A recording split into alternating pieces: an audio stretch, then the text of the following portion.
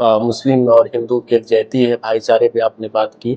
आप पिछले दिनों एक चैनल के माध्यम से जेड-एफएम टाइम्स के लिए आपका एक कथित बयान वायरल हो रहा था, जिसमें आप आरोप कई किस्म के लगा रहे थे। नहीं, इसकी फंडिंग होती है, धर्मांतरण, ये सारी चीजें। आरोप ऐसा कुछ नहीं है। हमने जो है बस हमारे सभासद हैं, कुछ मामूली सा बात था तो हमने कहा कि इनकी पहचान जेड-एफएम है।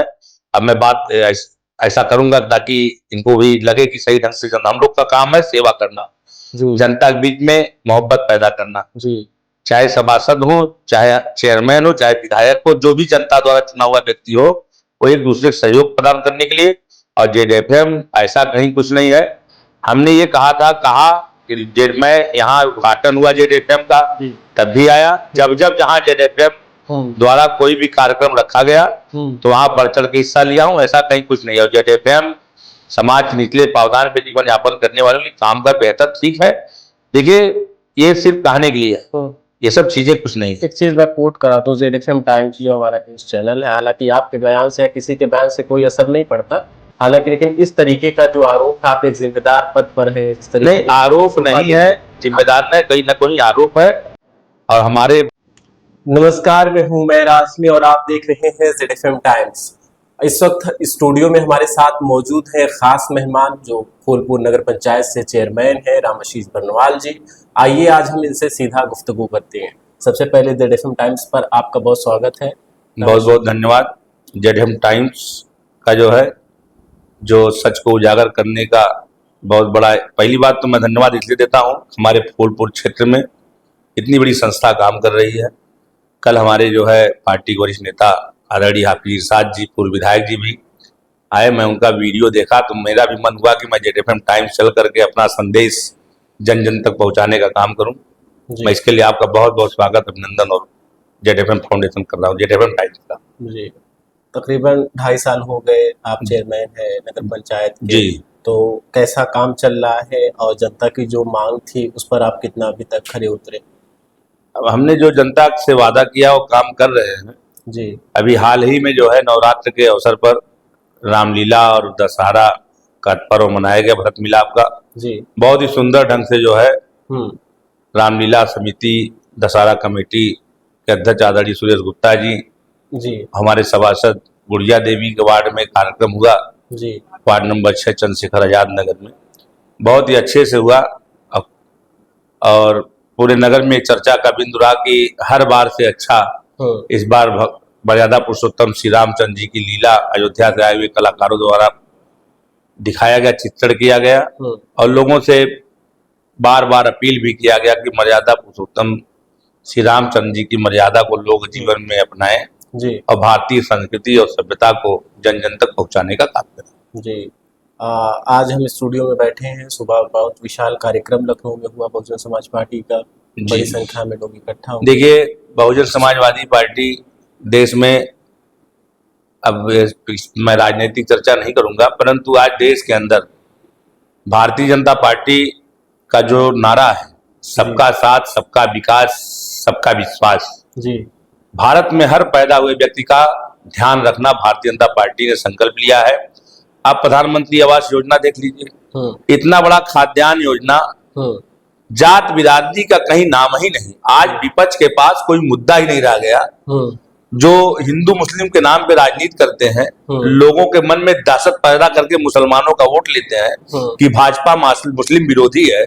मैं समझता हूं भारत में प्रधानमंत्री आवास, अगर आप गूगल पे रिसर्च करेंगे तो यहाँ हिंदू मुस्लिम की बात है नहीं। हमारा भारत का रहने वाला, जहाँ हमारा मुसलमान भाई मस्जिद में अगर नमाज पढ़ता है तो हिंदुस्तान की सलामती के लिए, लोग मंदिर में अगर घंटा बजाता है हिंदू, तो हिंदुस्तान की सलामती के लिए। हिंदू मुस्लिम का जो ये देश, ये तो धर्म निरपेक्ष ऐसा देश हिंदुस्तान है। भारतवर्ष एक ऐसा देश है, एक ऐसा गुलदस्ता है जिसमें कई रंग के फूल, कई तरह के गुलाब, अड़हुल, हर तरह के फूल महक रहे हैं, चहक रहे हैं पूरी दुनिया में। हिंदुस्तान एक ऐसा देश है कि किसी देश से आकर के यहाँ पर आप जमीन लेकर यहाँ के निवासी बन सकते हैं। किसी तरह का कोई प्रतिबंध नहीं है, ये बहुत बड़ी बात है। और आज खाद्यान्न से लेकर कहीं जात पात, सारे विपक्षियों के पास कोई मुद्दा नहीं है। भारतीय जनता पार्टी पुनः सरकार बनाएगी 27 में। अब आज मैं जेड-एफएम टाइम्स के माध्यम से कल हमारे महिलाओं के जी। लिए बहुत बड़ा व्रत का त्योहार है, जिसे महिलाएं हमारी व्रत रख करके अपने पति के जीवन को और अच्छा करने के लिए व्रत रखती हैं। हमारा पति सदैव अजर अमर हो जी।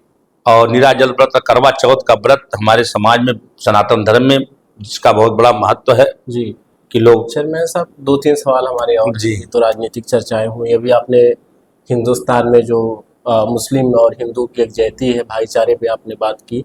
आप पिछले दिनों एक चैनल के माध्यम से ZFM टाइम्स के लिए आपका एक कथित बयान वायरल हो रहा था, जिसमें आप आरोप कई किस्म के लगा रहे थे। नहीं, इसकी फंडिंग होती है, धर्मांतरण, ये सारी चीजें। आरोप ऐसा कुछ नहीं है। हमने जो है बस, हमारे सभासद हैं, कुछ मामूली सा बात था तो हमने कहा कि इनकी पहचान ZFM है। अब मैं बात ऐसा करूंगा ताकि इनको भी लगे कि सही ढंग से हम लोग का काम है सेवा करना, जी जनता के बीच में मोहब्बत पैदा करना। जी। चाहे सभासद हो, चाहे चेयरमैन हो, चाहे विधायक हो, जो भी जनता द्वारा चुना हुआ व्यक्ति हो, वो एक दूसरे को सहयोग प्रदान करने के लिए। और ZFM ऐसा कहीं कुछ नहीं है। हमने ये कहा कि मैं यहाँ उद्घाटन हुआ ZFM का, तब भी आया। जब जहाँ ZFM द्वारा कोई भी कार्यक्रम रखा गया तो वहां बढ़ चढ़ के हिस्सा लिया हूं। ऐसा कहीं कुछ नहीं है। ZFM समाज के निचले पावदान पे जीवन यापन करने वालों के लिए काम का बेहतर, ठीक है। देखिए, ये सिर्फ कहने के लिए है, ये सब चीजें कुछ नहीं है। एक चीज मैं कोट करा दूं, ZFM टाइम्स जो हमारा न्यूज चैनल है, हालांकि आपके बयान से या किसी के बयान से कोई असर नहीं पड़ता, हालांकि लेकिन इस तरीके का जो आरोप है, आप एक जिम्मेदार पद पर है, इस तरीके नहीं, आरोप नहीं है, जिम्मेदार नहीं, कहीं ना कहीं आरोप है। और हमारे क्षेत्र में ZFM स्टूडियो खोले और मनोज भाई इसके जो है प्रदेश उपाध्यक्ष या संगठन के जिस पद पे भी हैं, उनको भी बहुत बहुत बधाई, उन्होंने हमें आमंत्रित किया। मैं पूरे ZFM परिवार को, ZFM टाइम्स को बहुत बहुत साधुवाद और धन्यवाद देता हूं कि आपने इस फूलपुर जैसी जगह पे, छोटी जगह पर, दिल्ली और लखनऊ राजधानी जैसा स्टूडियो खोल करके बहुत बड़ा संदेश देने का काम किया। धन्यवाद। जय हिंद, जय भारत, जय श्री राम। एक सेकंड, एक आखिरी सवाल ये है कि जो फूलपुर नगर पंचायत से जहाँ पे आप चेयरमैन है, वहाँ की एक सबसे बड़ी समस्या है साफ सफाई की। बद जानवर वहाँ पे बहुत ज्यादा है। आखिर ये समस्याएं कब इसका निवारण? नहीं, साफ सफाई पूरे भारत में आप किसी नगर पंचायत में चले जाइए कैमरा लेकर अपना जी, फूलपुर जितना स्वच्छ नगर कहीं आप पा जाइएगा तो आप हमसे बताइएगा। मैं पूरी तरह से मॉनिटरिंग करता हूँ। और बहुत, देखिए, देश की सबसे बड़ी समस्या कूड़ा है जी। कूड़ा जहाँ लगता है वहां पानी रिसाव करके जलस्तर पे मिलता है, जिससे लोगों के अंदर बीमारी फैल रही है जी। हमारा पूरा प्रयास होता है कि कूड़ा समय से उठे।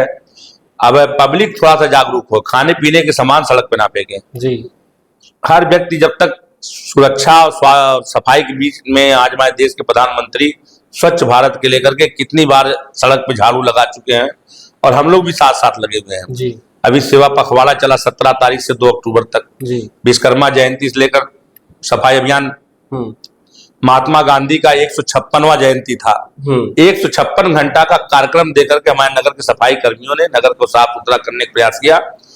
अब कूड़ा हर घर से डेली निकल रहा है और उसकी सफाई हो रही है। अगर एक दिन सफाई ना हो, पूरा नगर कूड़ा से बजाया जाए। मैं आपका बहुत बहुत धन्यवाद देता हूं। हम और बेहतर प्रयास करेंगे कि नगर को और साफ सुथरा बनाए। बस हम अपने सभी सभासदगण और सभी नागरिकगण से अपील करते हैं कि सब लोग इस स्वच्छता में कूड़ा स्थान में डालें, कचरे को इधर उधर ना फेंकें, कचरे को कचरे के डिब्बे में ही रखें। ठीक है, धन्यवाद, बहुत शुक्रिया बातचीत करने के लिए। इस वक्त हमारे साथ मौजूद थे फूलपुर नगर पंचायत के अध्यक्ष रामाशीष बर्नवाल जी, जिनसे हम कई मुद्दों पर बात की। लेकिन जो हाल ही में इनका जो बयान ZFM फाउंडेशन और चैनल के लिए सामने आया था, उस पर भी इन्होंने अपना सफाई और स्पष्टीकरण दिया कहीं ना कहीं। ऐसी और तमाम खबरों के लिए आप बने रहिए ZFM टाइम्स के साथ। बहुत शुक्रिया।